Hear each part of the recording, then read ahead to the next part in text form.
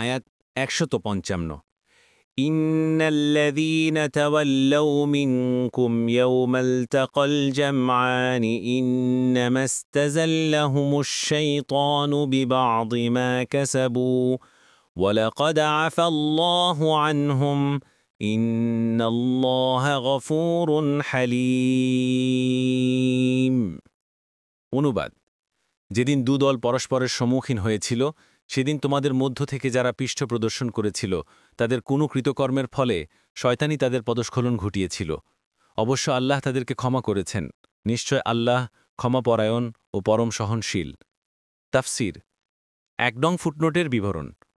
সাহাবায়ে কেরামের সম্পর্কে আহলুস সুন্নাত ওয়াল জামায়াতের আকীদা এবং বিশ্বাস এই যে, যদিও সাহাবায়ে কেরাম রাদিয়াল্লাহু আনহুম নিষ্পাপ নন, তাদের দ্বারা বড় কোনো পাপ সংঘটিত হয়ে যাওয়া সম্ভব, কিন্তু তা সত্ত্বেও উম্মতের জন্য তাদের কোনো দোষচর্চা কিংবা দোষ আরোপ করা জায়েজ নয়।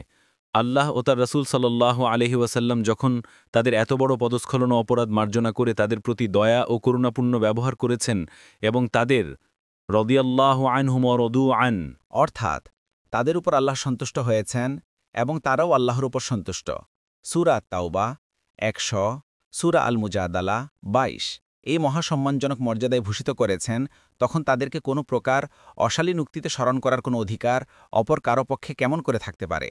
সেজন্যই একসময় কোনো এক সাহাবী যখন ওসমান রাদিয়াল্লাহু আনহু ও অন্যান্য কয়েকজন সাহাবী সম্পর্কে উহুদ যুদ্ধের এ ঘটনার আলোচনায় বলেছেন যে এরা যুদ্ধের ময়দান ছেড়ে চলে গিয়েছিলেন, তখন আবদুল্লাহ ইবনে উমর বললেন, আল্লাহ নিজে যে বিষয়ের ক্ষমা ঘোষণা করে দিয়েছেন, সেই বিষয়ে সমালোচনার কোনো অধিকার কারো নেই। দেখুন বুখারী ৪০৬৬।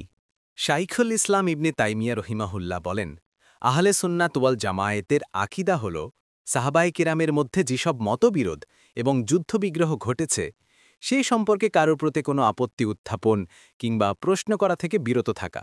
কারণ ইতিহাসে যেসব বর্ণনায় তাদের ত্রুটিবিচ্যুতিসমূহ তুলে ধরা হয়েছে, সেগুলোর মধ্যে অধিকাংশই মিথ্যা ও ভ্রান্ত, যা শত্রুরা রটিয়েছে। আর কোনো কোনো ব্যাপার রয়েছে যেগুলোতে কম বেশি করা হয়েছে এবং যেগুলো প্রকৃতই শুদ্ধ, সেগুলো একান্তই সাহাবীগণের স্ব ইজতিহাদের ভিত্তিতে সম্পাদিত হয়েছে বিধায় তাদেরকে অপরাধী সাব্যস্ত করা সমীচীন নয়। বস্তুত ঘটনা বিশেষের মধ্যে যদি তারা সীমালঙ্ঘন করেও থাকেন, তবুও আল্লাহ তাআলার রীতি হল ইন্নাল হাসানাতি ইউজহিবনা সাইয়্যাত, অর্থাৎ সৎ কাজের মাধ্যমে অসৎকর্মের কাফফারা হয়ে যায়। বলা বাহুল্য, সাহাবায়ে কেরামের সৎকর্মের সমান অন্য কারো কর্মই হতে পারে না।